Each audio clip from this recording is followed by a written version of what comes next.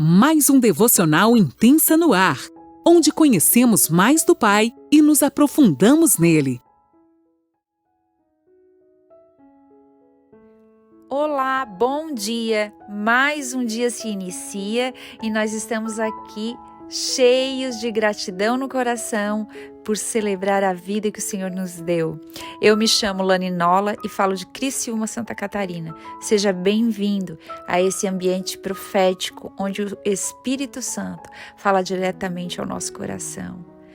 Eu quero te dizer nesta manhã que nós vamos estudar, dar o play hoje no estudo sobre Gálatas, essa carta tão preciosa que a gente aprende tanto sobre o apóstolo Paulo, sobre tantos tesouros que o Senhor quer que a gente saiba como cristão. E uma coisa pontual hoje que a gente vai estudar um pouquinho, dar um pano de fundo, a gente vai dar apenas hoje uma introdução a Gálatas. Então, você que está aqui pela primeira vez e não sabe, a gente sempre dá uma dica: pegue um caderninho, pegue uma caneta, a palavra de Deus e o que o Senhor falar para você, anote. E tem, gente, às vezes a gente pensa assim, mas hoje é só uma introdução, não vai ter detalhes. O Senhor fala em todo o tempo. Se você estiver atento, Ele vai liberar chaves na simplicidade do seu ordinário. Sim, lá no seu dia a dia, na sua casa, onde você estiver. Então hoje, gente, é só para lembrar vocês a importância de estar lendo a história de Gálatas, né? Ler todo Gálatas antes de entrar nesse estudo, se você tiver oportunidade para isso. São apenas 6 capítulos e eles podem ser assim, degustados lentamente. Porque uma coisa que a gente tem aprendido, que não basta ler. Muitas vezes a gente diz assim, eu já li a Bíblia tantas vezes por ano, ou eu já li não sei o quê. Isso é ler, apenas ler. Mas o Senhor tem nos levado o andar de cima, como a gente tem aprendido, né? A mais intimidade.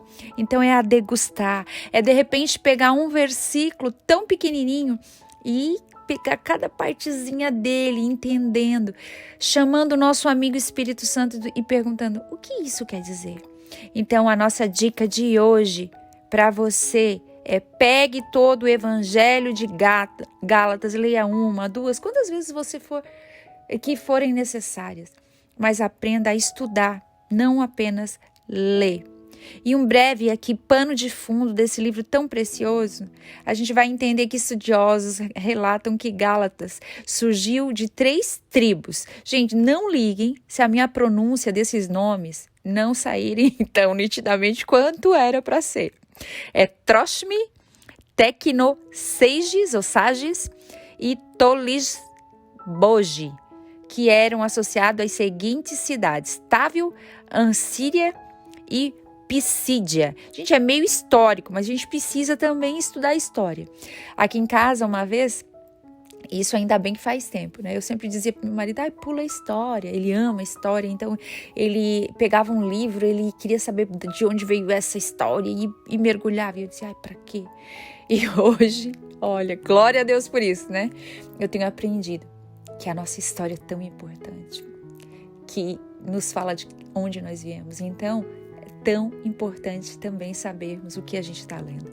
Por isso, a gente dá dicas também sobre história. Gente, eu quero falar para vocês que esse é um estudo simples, de uma pessoa simples, que está buscando, assim como você, aprender um pouquinho mais da palavra de Deus, e juntos a gente vai descobrir coisas.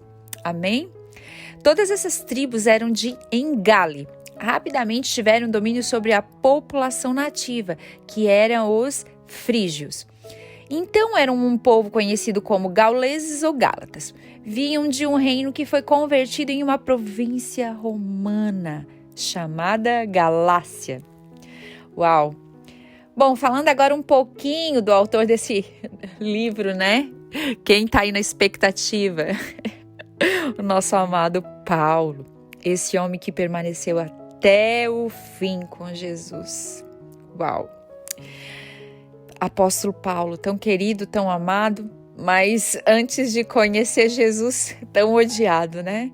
Esse homem, ele permaneceu até o fim, como a gente viu.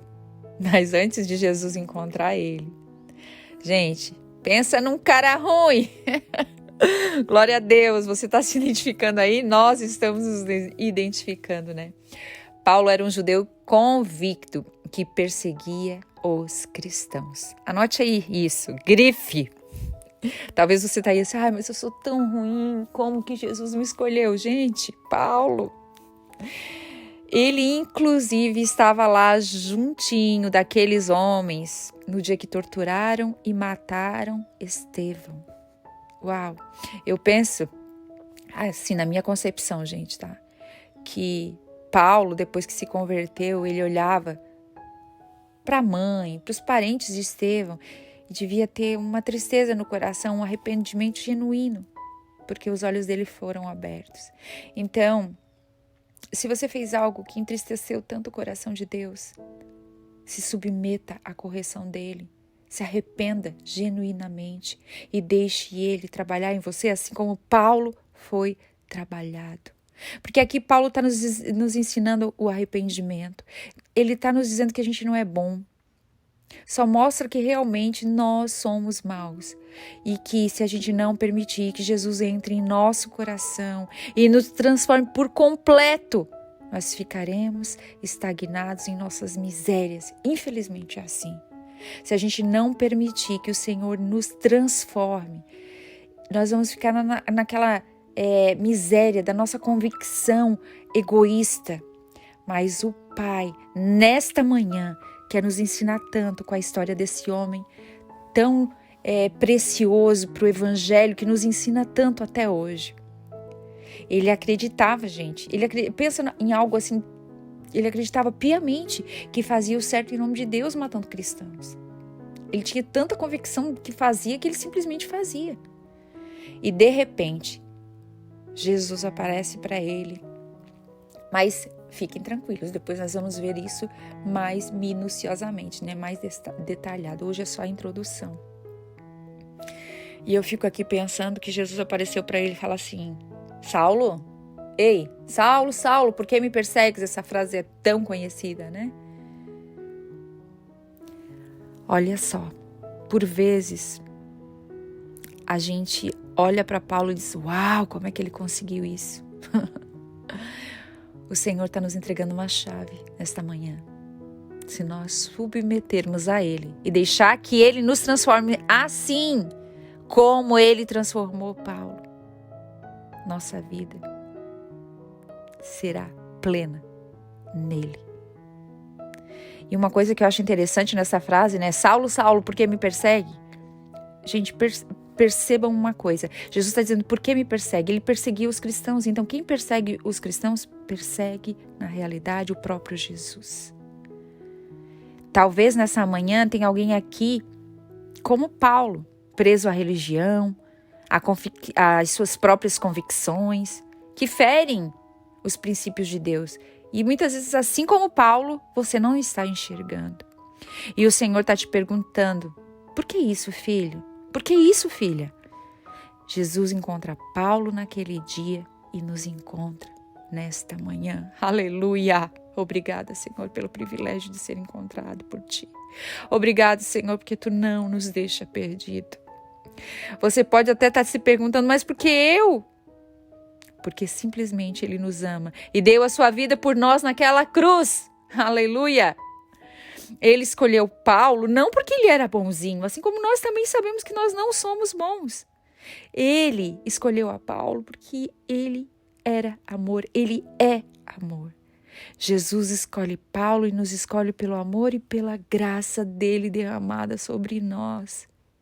Esse amor e graça que nos transforma através do evangelho verdadeiro. Ele pega Saulo, um matador de cristão, e o transforma um dos seus maiores missionários. Gente, Paulo, nada mais, nada menos, escreveu vários livros do Novo Testamento. Paulo, juntamente com seu amigo Barnabé, faz várias viagens missionárias. Ele passa por Gálatas em sua trajetória. Ele e Barnabé, seu fiel e querido amigo. A gente vai ouvir muito falar sobre Barnabé, apesar de que Barnabé antes era o líder, mas depois ele ajudou a construir esse ministério tão sólido de Paulo e permaneceu ali com Paulo, né? E na realidade depois quem foi mais conhecido e até hoje foi o apóstolo Paulo. Mas nem por isso Barnabé se sentiu diminuído ou quis largar tudo porque o seu amigo estava mais que ele. Bem pelo contrário, ele permaneceu ao lado de Paulo. Ele permaneceu ajudando a construção de Paulo. Vamos perceber no Gálatas que Paulo escreveu para os cristãos e não para os crentes. Às vezes a gente pensa que é tudo para quem não se converteu ainda, para quem está longe de Deus, isso e aquilo. Mas a gente precisa se encontrar com o Evangelho todos os dias, todas as manhãs. Todos os dias, deixar que o Senhor lave os nossos pés, como a gente aprendeu lá em João. A gente vai perceber que o Senhor nos ensina no nosso ordinário, no nosso dia a dia. Ele quer nos construir. Vamos entrar mais a fundo nessa história linda e perceber que Paulo, ele fica tão irado porque quando ele chegou em Gálatas, estavam falando de um evangelho que não era o evangelho verdadeiro. Ele foi lá e combateu. Eles estavam pregando um evangelho que não era o evangelho de Cristo. Eles diziam que para que Jesus nos amasse, a gente precisava fazer algo mais. E na realidade, nós temos certeza no nosso coração que nada que a gente faça muda o amor do Senhor por nós. Muito pelo contrário. Não existe nada que a gente faça que mude o que o Senhor sente por nós. Ele nos ama porque Ele é amor. Ele nos amou primeiro e ponto.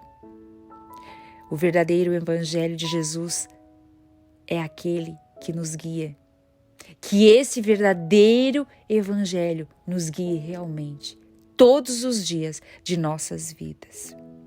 Que a gente possa mergulhar profundamente neste evangelho e entender que nós precisamos ter relacionamento com Deus, que nós precisamos conhecer o coração de Jesus, caminhar com Ele e deixar que esse evangelho nos transforme, assim como transformou a vida de Paulo. Paulo entra lá em Gálatas, combate esses falsos evangelistas, esses homens que dizem que teria que ter feito isso ou aquilo para que o Senhor nos ame. Ele vai lá e combate. Mas isso a gente vai aprender em mais detalhe amanhã, a partir do primeiro versículo do capítulo 1. Nós vamos degustar cada detalhe e eu tenho convicção no meu coração. Assim como o Senhor já tem me ensinado tanto, que Ele está capturando teu coração nesta manhã e dizendo: filho, Ele é uma terra boa, deixe que a semente do meu evangelho germine e dê muitos frutos para a honra e glória de Deus. Amém? Deus abençoe. Até o próximo devocional.